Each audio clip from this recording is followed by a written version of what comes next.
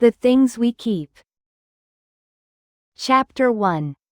The Recipe Box. I found Gran in the kitchen at 3 in the morning, surrounded by a fortress of Tupperware containers. She'd lined them up on every available surface. The counters, the kitchen table, even balanced precariously on the windowsill above the sink. Each one was filled with water. Gran? I rubbed sleep from my eyes, my voice still thick with it. What are you doing? She looked up at me with those pale blue eyes. The ones that used to sparkle with mischief when she'd sneak me an extra biscuit before dinner.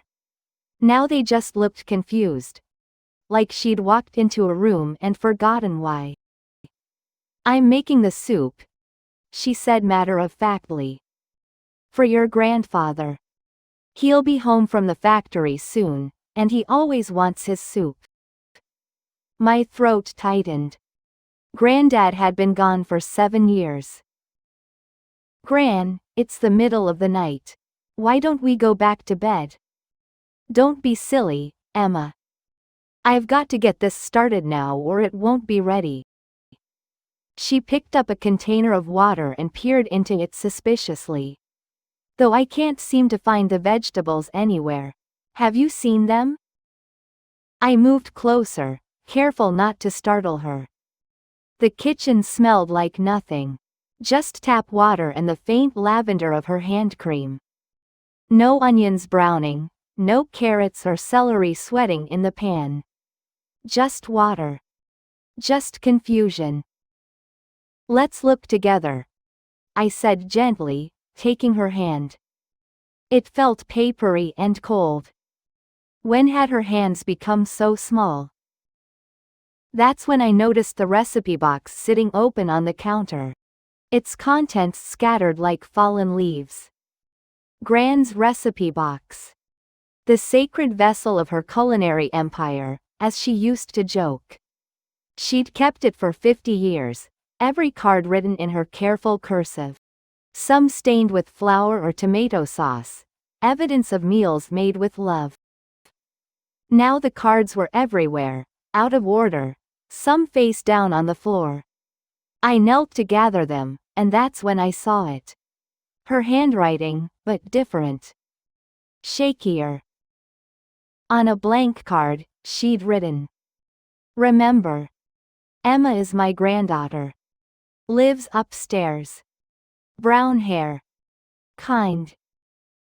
The words hit me like a physical thing, stealing my breath. I'd moved back into Gran's house 3 months ago, telling myself it was temporary, that I was between jobs and needed to save money. But the truth was, I'd noticed things. The missed appointments. The repeated phone calls asking the same question. The way she'd sometimes look at me like she was trying to place my face. The doctors had mentioned it could be dementia, possibly Alzheimer's. More tests were needed, they said. But I'd been in denial, choosing to see her good days and ignore the signs on the bad ones. This card. This heartbreaking insurance policy against forgetting me. Made denial impossible. Gran, I said softly, holding up the recipe for her beef stew. How about tomorrow we make Granddad's favorite? We can go to the market in the morning, get everything fresh. Her face brightened like a sunrise. Oh, would you help me? I always make such a mess of the shopping on my own. Of course I will. I'd love to. We went back to bed, but I didn't sleep. Instead, I lay awake listening to the house settle, thinking about that recipe card with my name on it, and wondering how many more she'd written. Wondering how long before she needed them. Wondering what I was supposed to do when even the cards stopped helping. The next morning, I found 17 of them hidden throughout the house. Each one a note to her future self. Desperate messages in bottles thrown across the sea of her own fading mind. The bathroom is the second door on the left. Take medicine with breakfast. Pills in the yellow bottle. Don't go outside alone. And my favorite, the one that made me cry into my coffee. You are not lost. You are home. You are safe. You are loved. I gathered them all and put them back in the recipe box, tucking them between Granddad's favorite beef stew and her famous lemon cake. A different kind of recipe, I suppose. Instructions for how to live when you can't trust your own memory. That afternoon, we went to the market together. Gran held my arm the whole way, and for a few hours, everything felt almost normal. She remembered which vegetables she needed, chatted with the fishmonger who'd known her for decades, and laughed at a joke the baker told. On the way home, she turned to me and said, "Thank you for coming with me today, love. You remind me so much of my granddaughter. She's wonderful, you know. Just wonderful." I squeezed her hand and smiled, even though my heart was breaking. I've heard she thinks you're pretty wonderful too. Chapter 2. The photograph wall.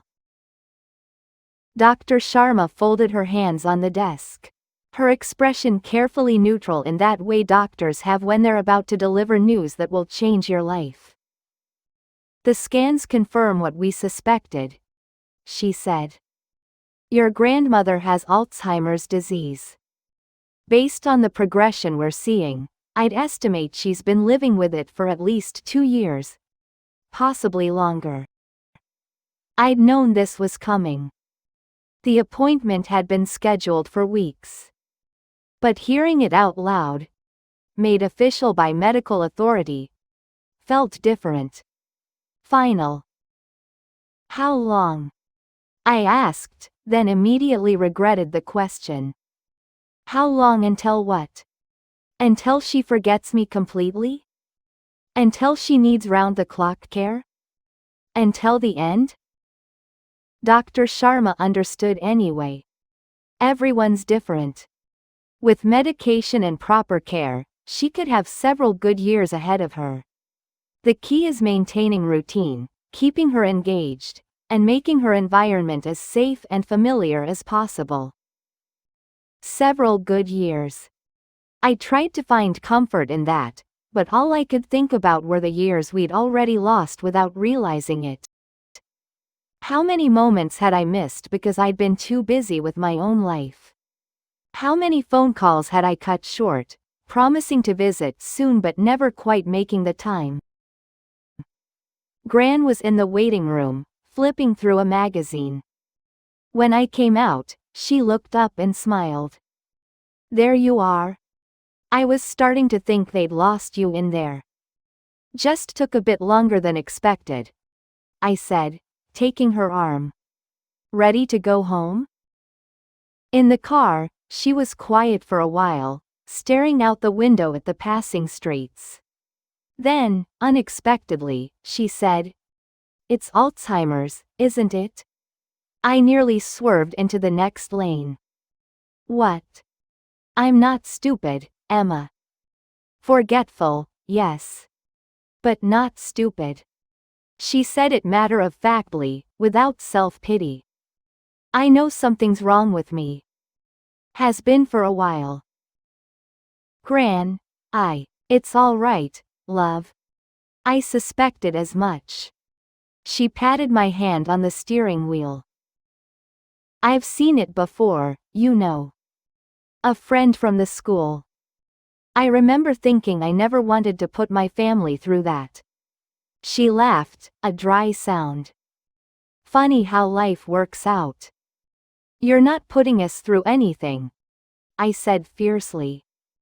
"We're family. We take care of each other." "We?" she repeated softly. "There's not much we left, is there? Just you and me now. Your mother in Australia, your brother in Edinburgh. I'm sorry you got stuck with the old lady." I'm not stuck. I'm exactly where I want to be. It wasn't entirely true. I'd had to turn down a job offer in London, had watched my savings dwindle, had put my entire life on hold. But it wasn't entirely false either. Somewhere in the past 3 months, living with Gran had stopped feeling like an obligation and started feeling like a choice. Maybe even a gift. When we got home, I made tea while Gran settled into her favorite chair by the window. The afternoon light caught her white hair, making it glow like a halo. She looked so small sitting there. So fragile. When had that happened? In my mind, she was still the grandmother who'd taught me to bake. Who'd taken me to museums every Saturday. Who'd stayed up late helping me with school projects. I want to do something, I said suddenly. A project. With you. She looked up, curious. What sort of project? I want to interview you. Record your stories. All the things I've never asked about. Your childhood. How you met Granddad. Your life before I was born. Everything. Whatever for? Because. I struggled to find words that weren't too painful, too honest. Because I want to know. And because maybe someday, when things get harder, we can listen to them together. You can tell me your stories, and I can help you remember them. Understanding flickered across her face. She wasn't gone yet. She knew exactly what I was really saying. All right then, she said finally. But I want something in return. Anything. Help me make a wall. A photograph wall. Everyone important, every memory worth keeping. We'll put it in the hallway where I can see it every day. And if I forget. She paused, swallowing hard. If I forget, you'll tell me who they are. You'll tell me their stories. That evening, we started pulling out photo albums from the cupboard under the stairs. Decades of memories, carefully preserved in plastic sleeves. Gran as a young woman, impossibly glamorous in victory rolls and red lipstick. Granddad in his army uniform, boyishly handsome. Their wedding day. My mother as a baby. Holidays and Christmases and ordinary Tuesdays that someone had thought to capture on film. We sorted through them until midnight, Gran telling me stories about each one. I recorded everything on my phone, her voice warm and animated as she traveled back through time. These memories were still sharp, still hers. It was the recent past that troubled her, the short-term memory that had begun to dissolve like sugar in water. This one, she said, holding up a photo of a young couple at a dance. That's me and your grandfather. First time we danced together. I was 17, and he was the worst dancer I'd ever met. Stepped on my feet at least a dozen times. But you married him anyway, I said, smiling. Oh, well, he had other qualities. Her eyes twinkled with mischief. There it was, that spark I remembered. And he got better at dancing. Eventually. We hung the photos the next day, creating a timeline of her life along the hallway wall. Gran directed me like a museum curator, particular about placement and spacing. At the end, we added recent photos. Me and Gran at last Christmas, my brother's family, my mother video calling from Sydney. When we finished, Gran stood back and surveyed our work. There, she said with satisfaction. Now I'll never forget. But we both knew that wasn't true. The photographs would remain. Her ability to recognize them would not. Still, for now, for this moment, every face on that wall was familiar. Every story belonged to her. That night, I found another recipe card tucked into the bathroom mirror. You are Marion Davies. You were a teacher. You were married to James for 54 years. You are loved. I held the card gently, imagining Gran writing it during a clear moment, trying to anchor herself with the most important facts of her life. Chapter 3. The Good Days. 3 months after the diagnosis, we fell into a rhythm. Good days and bad days. Dr. Sharma had warned me. And she was right. Some mornings, Gran woke up sharp as a tack, making breakfast and chatting about the news. Other mornings, she didn't recognize her own kitchen. I learned to read the signs. If she came downstairs already dressed and put together, hair brushed, earrings on, that usually meant a good day. If she appeared in her nightgown at noon, confused and anxious, I knew we were in for a harder time. The good days, I hoarded like treasure. On one particularly brilliant afternoon in March, Gran announced she wanted to plant flowers. Not just any flowers. She wanted to recreate the garden she'd had when my mother was young. The one I'd only ever seen in photographs. Roses along the fence, she said, gesturing with her tea mug. White ones, the ones that smell like heaven. And lavender there, lots of it. Your grandfather used to say it smelled like summer and memory. That's poetic, I said. He had his moments. She smiled. And sweet peas climbing up that trellis. We'll need to fix it first. It's falling apart. Your grandfather always meant to, but... She trailed off.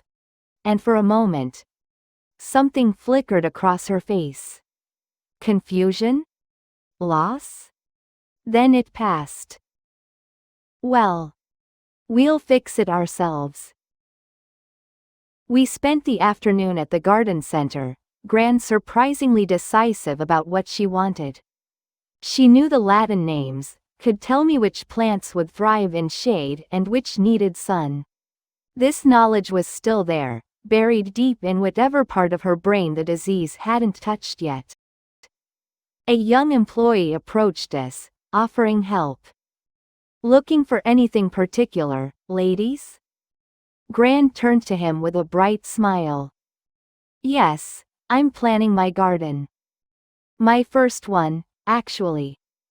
Just bought a house with my husband. My stomach dropped. I watched the employee's face carefully, but he just smiled back. How exciting. Congratulations. I gently touched Gran's elbow. Gran, we're actually replacing the old garden. At your house. The one you've lived in for 40 years. She blinked at me, and I saw her trying to reconcile what I'd said with whatever reality she was inhabiting. Oh, yes. Of course. Silly me. The light in her eyes dimmed a little. The employee, sensing the shift, murmured something about checking the back for more inventory and escaped. I'm sorry, Gran said quietly. I could have sworn. It's okay. Let's get these roses. They're going to be beautiful. We spent the next week working in the garden together. Gran directed while I did the heavy digging. She wasn't steady enough on her feet for that anymore, though she insisted on planting each flower herself. Her hands in the soil, she seemed more present, more herself. My mother taught me to garden, she said one afternoon, patting earth around a rosebush. During the war, we dug up half the lawn to plant vegetables. Dig for victory, they called it. I was only 8, but I had my own patch. Grew carrots, mostly. They were ugly little things, all twisted and strange, but I was so proud. Do you miss her? I asked. Your mother? Every day. She sat back on her heels, looking at the freshly turned earth. She had a stroke when I was 30. One day she was here, the next she was just gone. I never got to say goodbye properly. Never got to thank her for all the things a person should thank their mother for. I heard what she wasn't saying. Never got to prepare for losing her. I'm thankful for you, Gran, I said. In case I haven't said it lately. She looked at me then. Really looked at me. And for a moment, the veil of confusion lifted completely. She saw me, knew what I was really saying. Oh, my darling girl. She cupped my cheek with one dirt-smudged hand. What would I do without you? I leaned into her touch, trying to memorize the feeling. You'll never have to find out. But even as I said it, I knew it wasn't true. Someday, maybe soon, she wouldn't remember I was there at all. That evening, I found her sitting by the photograph wall, touching each face gently. When she got to Granddad's picture, she lingered. I miss him, she said. James. Do you know, sometimes I forget he's gone? I wake up and reach for him, and for just a moment, I think he'll be there. Then I remember, and I have to lose him all over again. That must be awful. Yes and no. She kept her hand on the photograph. Sometimes I think, at least I get to be surprised by the love again. The way you feel when you first realize you're falling for someone. Every time I remember we were married, I get to fall in love with him again. That's not nothing. It was the saddest, most beautiful thing I'd ever heard. We instituted interview hour every evening after dinner. I'd set up my phone to record, and Gran would tell me stories. Her childhood in Yorkshire. The time she and her best friend hitched a ride to London to see the Queen. How she'd met Grandad at a church social. How he'd pursued her despite her initial indifference. He wore me down, she said, laughing. He was persistent, I'll give him that. Asked me out every week for 2 months before I finally said yes. Even then, I only agreed because I felt sorry for him. When did you know you loved him? She thought about it. I'm not sure there was one moment. It crept up on me, like seasons changing. One day I realized I was happy whenever he was around, and lonely when he wasn't. We were married 6 months later. She smiled at the memory. My mother thought we were rushing. But I knew. When you know, you know. I recorded hours and hours of stories. Some she told multiple times, forgetting she'd already shared them. I kept them all, every version. Sometimes the details changed. The blue dress became green. York became London. 3 children became 4. But the emotional truth remained constant. The love she'd had, the life she'd built, the person she'd been. One evening, she fell asleep in her chair while I was recording. I watched her there, her chest rising and falling peacefully, and tried to imagine what it must be like inside her mind. All those memories. There but not there. Like a book where someone kept rearranging the pages. Before I went to bed, I added a new card to her recipe box. Today was a good day. You planted flowers. You remembered James. You are still you. Chapter 4. The wandering. The first time Gran wandered off, I'd only left her alone for 20 minutes. I'd run to the pharmacy to pick up her prescriptions, something I'd done a dozen times before. She'd been settled in front of the television, watching her favorite cooking show. When I got back, the house was empty. The panic was immediate and physical. My heart hammering. I searched every room, calling her name. Then I noticed it. The front door, standing wide open. I ran outside, scanning the street in both directions. No sign of her. I tried to think logically. Where would she go? What would make sense to her confused mind? The school. The thought came suddenly. Gran had taught at the primary school 3 blocks away for 30 years. If she was lost in time, thinking she needed to go to work. I ran. Actually ran. Something I hadn't done since secondary school PE class. My lungs burned and my side ached, but I didn't slow down until I saw her. A small figure in a yellow cardigan, standing at the school gates, looking bewildered. Gran. I called out, trying to keep my voice calm even though I wanted to cry with relief. There you are. She turned, and the expression on her face nearly broke me. She looked terrified. Utterly lost. I can't find my classroom, she said, her voice small. I'm going to be late, and the children will be waiting, but I can't remember where I'm supposed to be. I took her hands. They were ice cold despite the warm afternoon. Gran, it's okay. It's Saturday. No school today. No, that can't be right.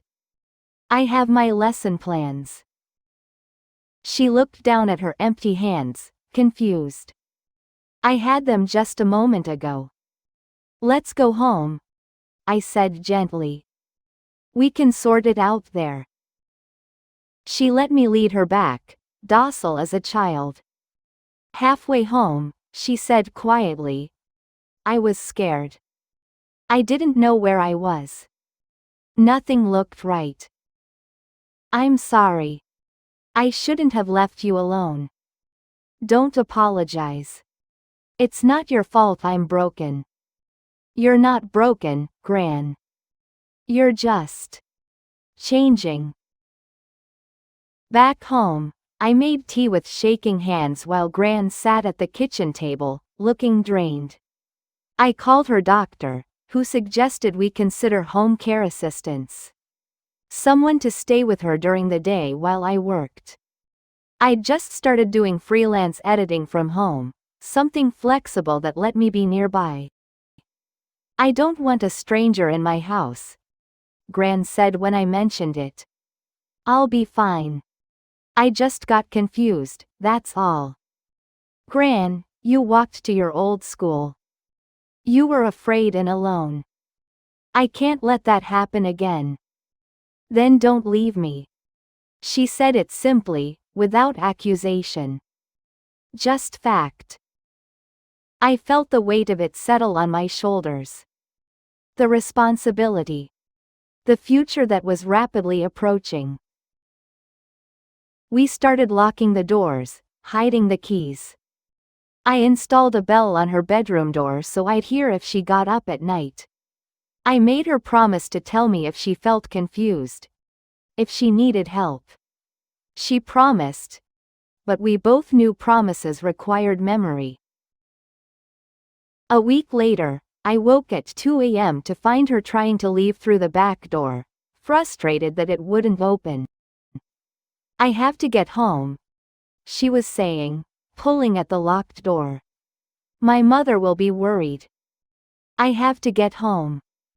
Gran, you are home. No. She turned to me.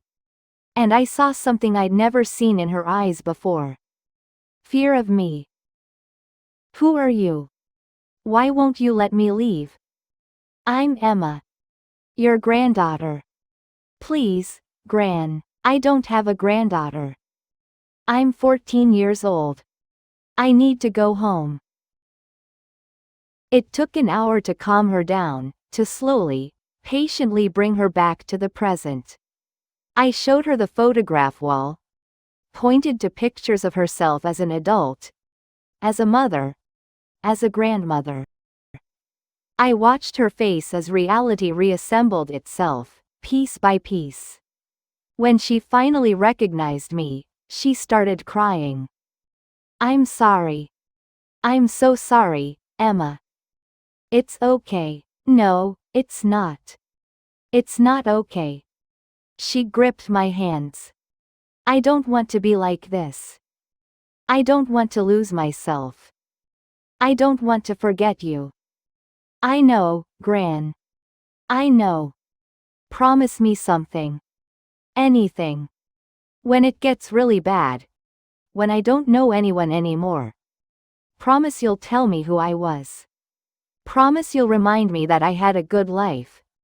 That I loved and was loved. Don't let me disappear completely.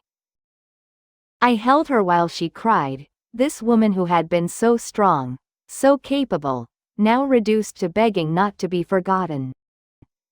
I promise. I whispered. I promise. The next morning, I hired a care assistant. Her name was Sarah, a kind woman in her 50s who'd been looking after people with dementia for 20 years. Gran was suspicious at first. But Sarah had a gentle way about her. Within a week, they'd established a routine. I kept working, kept recording stories, kept tending the garden that was now bursting with spring blooms. Life went on, adjusted around the shape of this new reality. But something had shifted that night. We both knew now how bad it could get. We were watching the horizon, waiting for the storm we knew was coming. Chapter 5. The Music Box.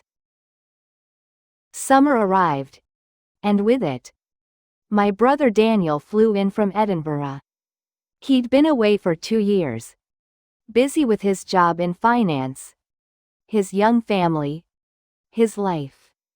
He'd called regularly, but calling isn't the same as seeing.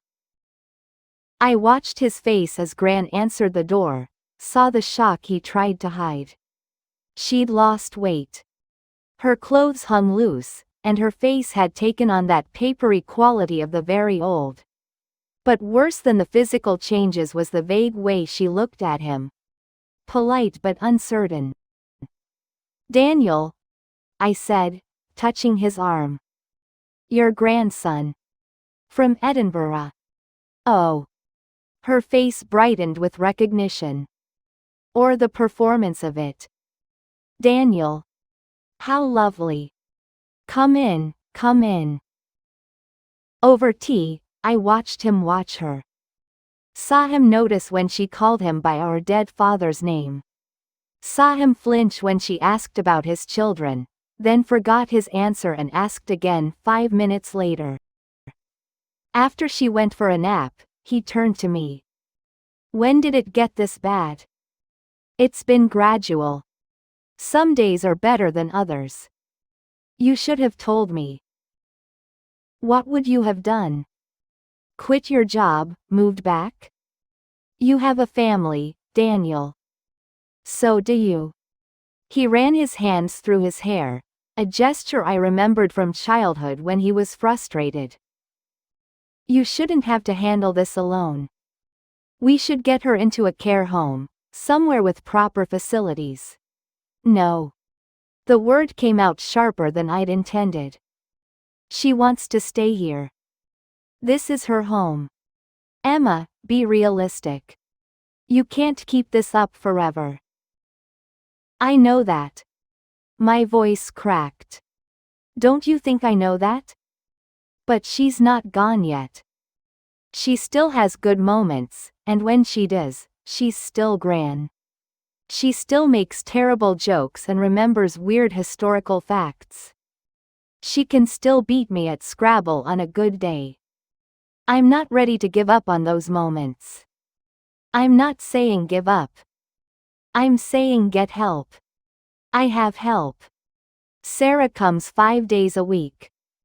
Dr. Sharma visits regularly. We're managing. Daniel sighed. I'm sorry. I know you're doing your best. I don't know what to do. How to help. Tell her stories, I said. Remind her who she is. Who you are. That's what she needs most. He stayed for a week. I taught him the routine, showed him the photograph wall, played him some of the recordings I'd made.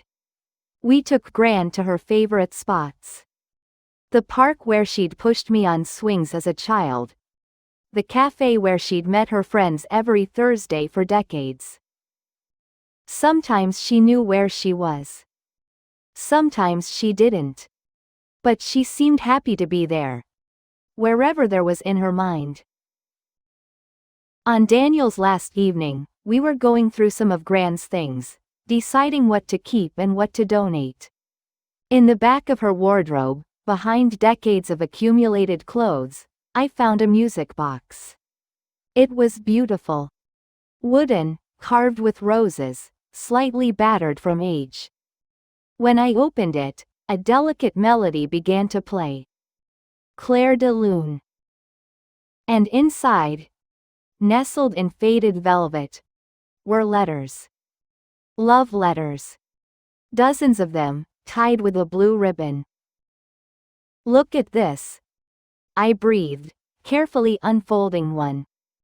The handwriting was young, enthusiastic. My darling Marion. It began. Another day without you is another day wasted. Granddad? Daniel peered over my shoulder. Must be.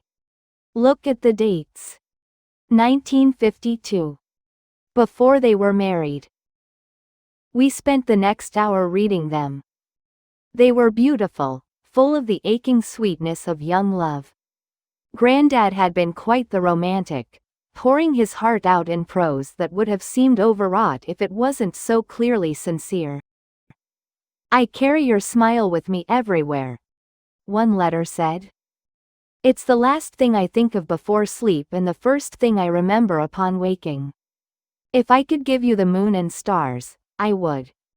But since I'm just a factory worker with empty pockets and a full heart, all I can offer is this. I will love you fiercely, faithfully, for as long as I draw breath. He really loved her, Daniel said softly. 54 years, I said. He kept his promise. We brought the music box to Gran the next morning. She was having a good day, alert and present. When I opened it and the music began to play, her entire face transformed. Oh, she breathed. James gave me this. On our wedding day. He said every time I opened it, I should remember that I'm loved. He wrote you beautiful letters, I said, offering them to her. She took them with trembling hands, unfolding one carefully. As she read, tears began to slip down her cheeks. I'd forgotten these. How could I forget something this important? You remembered when it mattered, I told her. That's what counts. She read every single letter that day. Sometimes aloud. Sometimes to herself. When she finished, she looked at me and Daniel with clear, sharp eyes. My children. Both here. This is a good day, isn't it? The best, Daniel said, his voice thick. That afternoon, I added the music box to the photograph wall display, propped open with a letter visible. A reminder of love that lasted. Of promises kept. After Daniel left, I found Gran in her room, holding the music box. Will you do something for me? She asked. Of course. When I can't remember anymore. When I don't know who James was or what he meant to me. Will you play this for me? Will you read me these letters? Every day if you want. She nodded, satisfied. Then she said something that's stayed with me ever since. I think love is the last thing to go, you know. Even when I can't remember his face or his name, I think I'll remember the feeling. That's enough. That has to be enough. Chapter 6. The Letting Go. By autumn, Gran needed round-the-clock care. The wandering had become more frequent. She'd wake up in the night, convinced she needed to feed a baby, or teach a class, or meet James for dinner. Sarah had started staying overnight, sleeping in the spare room, ready to help when Gran became confused or frightened. I'd given up pretending I had my own life. My entire world had contracted to the size of this house. This routine. This slow goodbye. The photograph wall had become her anchor. Multiple times a day, she'd stand in front of it, touching faces, trying to hold onto the threads of her life. I'd find her there in the morning, at lunch, before bed. Sometimes she knew everyone in the pictures. Sometimes she recognized no one but was soothed by their smiling faces. They look happy, she'd say. They must have had good lives. They did. I'd tell her. You did. October brought my mother home from Australia. She'd fought the decision to visit, guilty about having moved so far away, afraid of what she'd find. When Gran answered the door and didn't recognize her own daughter, Mum's face crumpled. Hello, Gran said politely. Are you from the church? Mum, it's me. It's Catherine. Gran looked at her blankly. I'm sorry, dear. Do I know you? Later, over tea while Gran napped, my mother cried. How do you bear it? Watching her disappear? Because someone has to, I said. It came out harsher than I meant. Someone has to be here. To remember for her. To keep her safe. Someone has to witness this. I should have come back sooner. Yes. You should have. I was too tired to be diplomatic. But you're here now. That matters. Mum stayed for 3 weeks. She took over some of the care duties, giving Sarah and me breaks. She learned Gran's routines, her triggers, the things that calmed her when she became agitated. She read the letters from Granddad, played the music box, pointed to photographs and told the stories I'd recorded. On her last night, the 3 of us sat in the garden Gran and I had planted. The roses were blooming, filling the air with their heavy perfume. Gran seemed peaceful, present in a way she rarely was anymore. This is beautiful, she said, looking around. Who planted all this? You did, I told her. You and your granddaughter. How lovely. She smiled. She must be very dear to you, your granddaughter. She is, I said. The dearest thing in the world. Mum gripped my hand under the table. We sat there as the sun set. 3 women across 3 generations. Together but not. Connected but separate. Gran hummed softly to herself. Claire de Lune, from the music box. The melody was still there, even when the memories weren't. When Mum left, she hugged me for a long time. Call me, she said. Any time, day or night. Promise me. I promise. And Emma? Thank you for loving her enough to stay. Winter arrived early that year. The garden went dormant, the flowers retreating into the earth until spring. Gran retreated too, deeper into herself. Whole days passed where she didn't speak, just sat by the window, watching the world outside with eyes that saw something none of us could. Dr. Sharma warned me that we were entering the late stages. Gran might not remember how to eat soon, or swallow. Might not recognize anyone at all. Might become bedridden. The end was approaching, though how quickly was impossible to say. You need to think about what she would want, Dr. Sharma said gently. If she can't communicate her wishes, if medical intervention becomes necessary. Have you discussed it? We had, on one of her last truly clear days. Gran had been adamant. No extraordinary measures. She wanted to be comfortable, not preserved. She wanted to be allowed to go when it was time. I've lived my life, she'd said. Lived it well.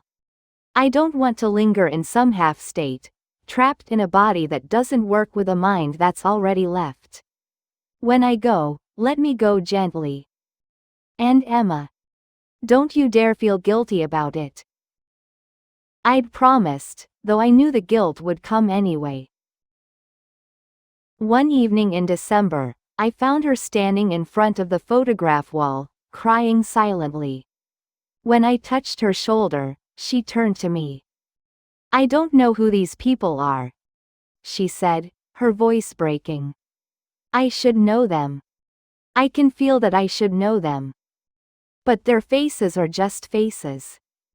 Their names are just sounds. Who am I, if I don't know who I am? I wrapped my arms around her. You're Marion Davies. You were a teacher. You loved gardening and baking and terrible puns. You were married to a man who adored you. You raised 2 children. You have grandchildren who love you. And most importantly, you're still here. You're still you. Even if you can't remember all the details. How do you know? She whispered. How do you know I'm still me? Because I can feel it. The way you hold your teacup. The way you hum when you're content. The kindness in your eyes, even when you're confused. That's all you, Gran. Memory isn't the only thing that makes us who we are. She leaned into me, and we stood there for a long time, in front of all those smiling faces, holding on to each other in the present since the past had become so unreliable. That night, I added one more card to the recipe box. You are more than your memories. You are love itself. Chapter 7. The Morning Light. On a cold January morning, I woke to find Gran's bedroom door open and her bed empty. My heart jumped. Not again, not another wandering episode. But then I heard it. Music. The music box, playing downstairs. I found her in the living room, still in her nightgown, the music box open on her lap. The photograph wall stretched out beside her, faces watching in the dim pre-dawn light. She looked up when I entered, and I couldn't read her expression. Emma, she said clearly. My name. She knew my name. Sit with me? I sat, pulling a blanket around both our shoulders. The music box played its delicate melody, winding down slowly. I had the strangest dream, she said. I dreamed I'd forgotten everything. Forgotten James. Forgotten my children. Forgotten my whole life. It felt so real. So frightening. My throat tightened. It was just a dream, Gran. Was it? She looked at me, and her eyes were sharp, present. Or have I been dreaming, and this is the moment I've woken up? I didn't know how to answer that. She reached for my hand. I won't remember this tomorrow, will I? This clarity. This moment of knowing exactly who and where I am. I don't know. I think I do. She squeezed my fingers. So I need to say this now, while I still can. While I still know what the words mean. Gran. Thank you, Emma. Thank you for staying. For taking care of me. For not letting me disappear into this disease alone. Her voice was steady, sure. I know what I'm asking of you. I know what it costs. And I'm grateful, even if I can't always show it. You don't have to thank me. Yes, I do. Because tomorrow, or next week, or next month, I won't be able to. I'll be gone, even though my body will still be here. So I'm thanking you now, while it still means something. While I can still mean it. We sat in silence as the sky outside slowly lightened. The music box wound down to silence. The house settled around us, warm and familiar. Tell me something, Gran said eventually. When I'm gone. Really gone. Will you remember the good parts? Not just this, not just the ending. Will you remember me before? Every day. I promised. Every single day. Good. She leaned her head on my shoulder. That's all anyone can ask for, really. To be remembered as they were, not just as they ended up. We watched the sunrise together, painting the sky in shades of pink and gold. It was beautiful. It was fleeting. Like everything else. When Sarah arrived at 8, Gran didn't know who I was again.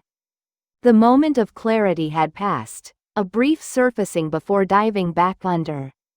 But I held onto it, that gift she'd given me. That goodbye. Offered while she still could. The weeks that followed were hard. Gran stopped eating much, her body slowly shutting down. Dr. Sharma arranged for hospice care. The house filled with quiet, efficient nurses who spoke in gentle voices and knew exactly what to do. I played the music box for her every day. Read her the letters from Granddad. Pointed to photographs and told her stories, even when she couldn't respond. Sometimes her eyes would focus, and I'd like to think she understood. Other times, she was somewhere far away, beyond my reach. Daniel came back. Mum flew in again. We took turns sitting with her, holding her hand, talking to her about anything and everything. The weather. The garden waiting for spring. Memories from our childhoods. It didn't matter if she understood. We needed to say the words. One afternoon, I was alone with her, reading one of Granddad's letters aloud. It was one of my favorites. You're the love of my life, Marion. Every moment with you is a gift. I promise to spend every day trying to deserve you. When I finished, I looked up to find Gran watching me. Really watching me, with focus I hadn't seen in weeks. James. She whispered. No, Gran. It's Emma. But I was reading you Granddad's words. She smiled, just slightly. James. He loved me. He did. So much. Lucky. She breathed. So lucky. Her eyes closed, and she drifted back to sleep. It was the last words she ever spoke to me. She died 3 days later. Early in the morning. With all of us around her. It was peaceful. gentle. Exactly what she'd wanted. After the funeral, after everyone had gone home, and the house was empty and quiet, I sat in front of the photograph wall. All those faces, all those memories, carefully preserved. Gran's whole life, displayed for anyone to see. I opened the music box and let Claire de Lune fill the silence. Then I took out the recipe cards. The ones she'd written to herself. All those desperate attempts to hold on to who she was. But I also found the ones I'd written. The reminders I'd added. Today was a good day. You are loved. You are more than your memories. And I realized something. Gran had spent her last years trying not to forget. But maybe the real gift wasn't in her remembering. Maybe it was in the fact that we remembered for her. That her life, her love, her story continued through us. I thought about what she'd asked me, that morning we watched the sunrise. Will you remember the good parts? I would. I'd remember her teaching me to bake, flour dusted across her nose. I'd remember her laugh, full and uninhibited. I'd remember her hands in the garden, coaxing life from the earth. I'd remember her fierce love for Granddad, preserved in letters and music and 54 years of showing up for each other. I'd remember the woman she was, not just the disease that took her. That evening, I planted new bulbs in the garden. Daffodils, for spring. They'd bloom in a few months, pushing through the cold earth toward the sun. Gran wouldn't see them, but they'd bloom anyway. Life continuing, memory preserved in the smallest ways. Inside, the music box sat open on the mantel, surrounded by photographs. The recipe box rested beside it, full of cards written in shaky handwriting. Instructions for living. For remembering. For loving even when everything else falls away. I added one final card, though Gran would never read it. You were Marion Davies. You lived fully. You loved deeply. You were a teacher, a wife, a mother, a grandmother. You forgot many things, but you never forgot how to love. And you were remembered. Always. The winter light slanted through the windows, golden and gentle. In a few months, the roses would bloom again. The garden would wake up. Life would continue, as it always does. And every time I opened that music box, every time I looked at those photographs, every time I told someone about her, Gran would be there. Not gone. Just changed. Living on in the stories we told. The memories we kept. The love that outlasted even memory itself. That, I thought, is what we keep. Not the perfect recall. Not the pristine preservation of every moment. Just the love. Just the connection. Just the simple, profound truth that we were here. Together. And it mattered. It still matters. It always will.